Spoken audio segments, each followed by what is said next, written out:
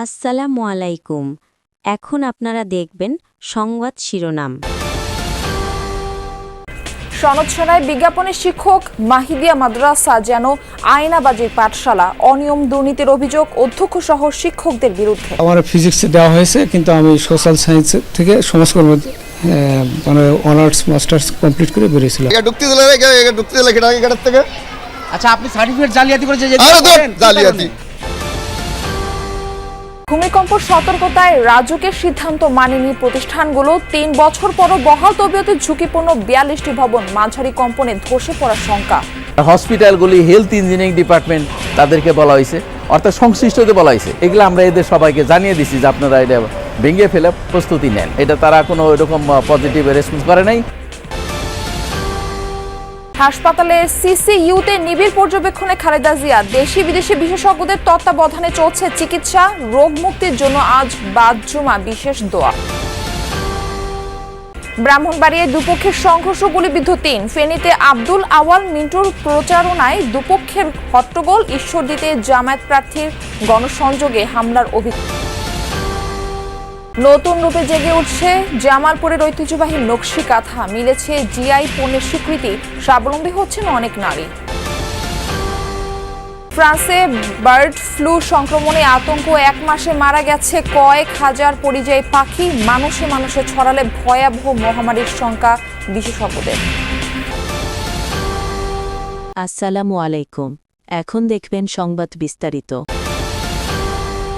পড়েছেন সমাজ বিজ্ঞানে, হয়েছেন উদ্ভিদ বিজ্ঞানের শিক্ষক। সমাজকর্মে পড়ে পদার্থবিদ্যার ইংরেজিতে পড়ে রসায়ন পড়ান তারা। যশোরের একটি শিক্ষা প্রতিষ্ঠান সম্ভব করেছে এই অসম্ভবকে।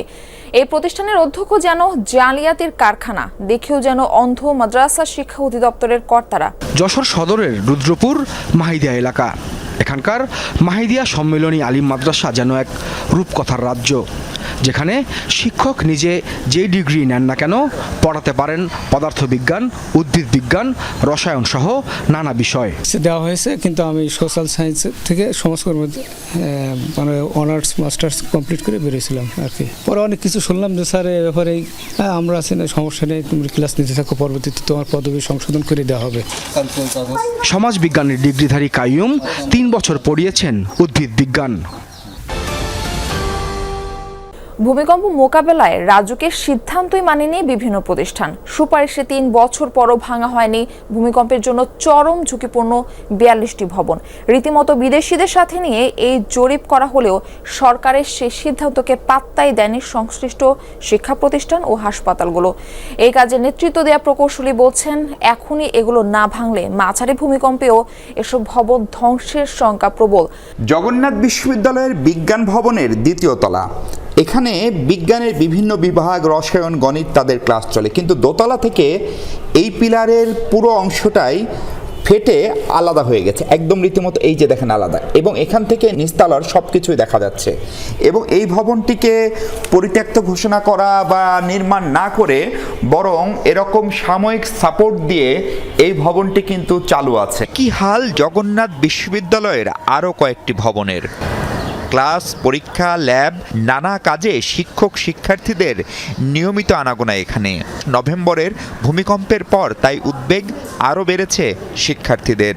যদিও সরকার এই ভবনকে পরিত্যক্ত ঘোষণা করেছে, আরও অন্তত এই প্রধান প্রকৌশলী। অনেক চেষ্টার পরও সিদ্ধান্ত কেন বাস্তবায়ন হয়নি তা নিয়ে হতাশা আছে তারও। মানে স্কুলগুলি, এডুকেশন ইঞ্জিনিয়ারিং ডিপার্টমেন্ট তাদের বলা হয়েছে, আর হসপিটালগুলি, হেলথ ইঞ্জিনিয়ারিং ডিপার্টমেন্ট তাদেরকে বলা হয়েছে, অর্থাৎ সংশ্লিষ্টদের বলা হয়েছে। আর ইউনিভার্সিটির যেমন ঢাকা ইউনিভার্সিটির লেদার টেকনোলজি বিল্ডিং, তারপর জগন্নাথ ইউনিভার্সিটির অ্যাডমিনিস্ট্রেটিভ বিল্ডিং, তারপরে আমাদের আছে মেডিকেল, বাংলাদেশ মেডিকেল ইউনিভার্সিটির এ ব্লক, বি ব্লক, এই ধরনের ওইগুলি, এবং জাহাঙ্গীরনগর ইউনিভার্সিটির মীর মোশাররফ হোসেন হল। এগুলো আমরা এদের সবাইকে জানিয়ে দিচ্ছি যে আপনারা এটা ভেঙে ফেলে প্রস্তুতি নেন। এটা তারা কোনো এরকম পজিটিভ রেসপন্স করে নাই।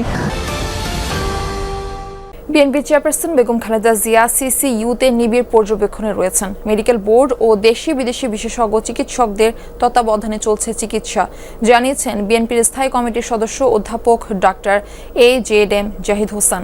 এদিকে হাসপাতালে চিকিৎসাধীন বেগম খালেদা জিয়ার সুস্থতা কামনায় আজ সারা দেশে বাদ জুমা বিশেষ দোয়া মাহফিলের আয়োজন করেছে বিএনপি। নয়াপল্টনে এক সংবাদ সম্মেলনে এই কথা জানান দলটির সিনিয়র যুগ্ম মহাসচিব রিজভী আহমেদ। অভিযোগ করেন, কারাগারে থাকার সময় ফ্যাসিস্টের নীল নকশায় তাকে অসুস্থ বানানো হয়, বঞ্চিত করা হয় বিদেশে উন্নত চিকিৎসার সুযোগ থেকে।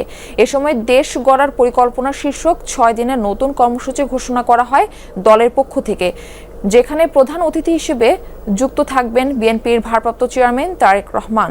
কারাগারে থাকার সময় ফ্যাসিস্টদের ভয়ঙ্কর নীল নকশায়, চক্রান্তে, ষড়যন্ত্রে তাকে অসুস্থ করা হয়েছে নানাভাবে। চিকিৎসা দেওয়া হয়নি, সুচিকিৎসা দেওয়া হয়নি। আগামীকাল জুম্মার নামাজের শেষে বিশেষ মোনাজাত করা হবে দেশনেত্রী বেগম খালেদা জিয়ার সুস্থতা কামনা। আধিপত্য বিস্তারকে কেন্দ্র করে প্রতিপক্ষের হামলায় ব্রাহ্মণবাড়িয়ায় 3 জন গুলিবিদ্ধ হয়েছেন। বৃহস্পতিবার সন্ধ্যায় জেলা শহরের কান্দিপাড়া মোড় এলাকায় হামলা চালানো হয়। পুলিশ জানায়, আধিপত্য বিস্তার নিয়ে এলাকার লায়ন শাকিল গ্রুপ ও জেলা স্বেচ্ছাসেবক দলের আহ্বায়ক দেলোয়ার হোসেন দিলীপ গ্রুপের মধ্যে বিরোধ চলছিল। এরই জেরে দিলীপ গ্রুপের সমর্থকদের উপর এলোপাতাড়ি গুলি ছোড়ে লায়ন শাকিল ও তার সহযোগীরা। এতে টুটুল, শিহাব ও সাজু মিয়া গুলিবিদ্ধ হন। তাদের উদ্ধার করে বিভিন্ন হাসপাতালে পাঠায় স্থানীয়রা। পাবনা 4 আসনে নির্বাচনী প্রচার চালানোর সময় জামায়াত মনোনীত প্রার্থীর গাড়ি বহরে হামলার অভিযোগ উঠেছে। বৃহস্পতিবার বিকেলে ঈশ্বরদী উপজেলার চর গড়গড়ি আলহাজ মোড় এলাকায় এই ঘটনা ঘটে। জেলা জামায়াতের আমির ও 4 আসনে মনোনীত প্রার্থী আবু তালেব মণ্ডল নির্বাচনী গণসংযোগ করছিলেন। দলটির নেতাকর্মীদের অভিযোগ, বিএনপির মনোনীত প্রার্থী হাবিবুর রহমান হাবিবের সমর্থকরা হামলা চালায়। পরে পুলিশ গিয়ে পরিস্থিতি নিয়ন্ত্রণে আনে। হামলায় অর্ধশত নেতাকর্মী আহত হয়েছে বলে দাবি জামায়াত নেতাদের। তবে হামলার অভিযোগ অস্বীকার করেছেন হাবিবুর রহমান হাবিবের অনুসারীরা। বর্তমানে এলাকার পরিস্থিতি থমথমে। মাধ্যমে বার্ড ফ্লু ভাইরাস মানুষ থেকে মানুষের সংক্রমণের সক্ষমতা লাভ করলে তা জন্ম দিতে পারে কোভিড-19-এর চেয়েও ভয়াবহ মহামারীর, এমন আশঙ্কা স্বাস্থ্য বিশেষজ্ঞদের। গত 1 মাসে ফ্রান্সে এই ভাইরাসের প্রাদুর্ভাবে মারা গেছে হাজার হাজার পরিযায়ী পাখি। গত কয়েক বছরে এই ফ্লুর কারণে নিধনের শিকার হতে হয়েছে শত শত কোটি পাখিকে। ছড়িয়েছে মানুষের দেহেও। আক্রান্তদের অর্ধেকই হারিয়েছে। বার্ড ফ্লু মূলত বন্য পাখি ও হাঁস মুরগির রোগ বলে পরিচিত হলেও মানুষের মাঝে সংক্রমণ নতুন কিছু নয়। গেল 2 দশকে সারা বিশ্বে হালের H5N1 ভাইরাসে আক্রান্ত হয়েছে হাজার খানেক মানুষ। আক্রান্তদের মধ্যে অর্ধেকই প্রাণ হারিয়েছেন। ফরাসি স্বাস্থ্য বিশেষজ্ঞরা বলছেন, এই ফ্লু যদি মানুষ থেকে মানুষে ছড়িয়ে পড়ার সক্ষমতা লাভ করে তবে তা ডেকে আনতে পারে কোভিড-19-এর চেয়েও ভয়াবহ মহামারী। ভাইরাসটি যদি মিউটেশনের মাধ্যমে মানুষ থেকে মানুষে ছড়াতে শুরু করে তখন এটি মহামারী সৃষ্টিকারী ভাইরাসে পরিণত হতে পারে। এটাই আমাদের সবচেয়ে বড় ভয়।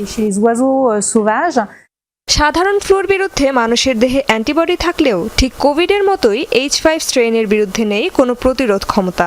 তাই এ ধরনের ফ্লু সুস্থ মানুষ এমনকি শিশুদেরকেও করতে পারে গুরুতর অসুস্থ। ফ্লুর মহামারী খুবই তীব্র হতে পারে, সম্ভবত কোভিডের চেয়েও ভয়াবহ, কারণ মানুষের শরীরে এই ভাইরাসের বিরুদ্ধে কোনো রোগ প্রতিরোধ ক্ষমতাই নেই। ফলে পুরো জনসংখ্যাই নতুন এক ভাইরাসের সামনে একদম অপ্রস্তুত অবস্থায় পড়বে।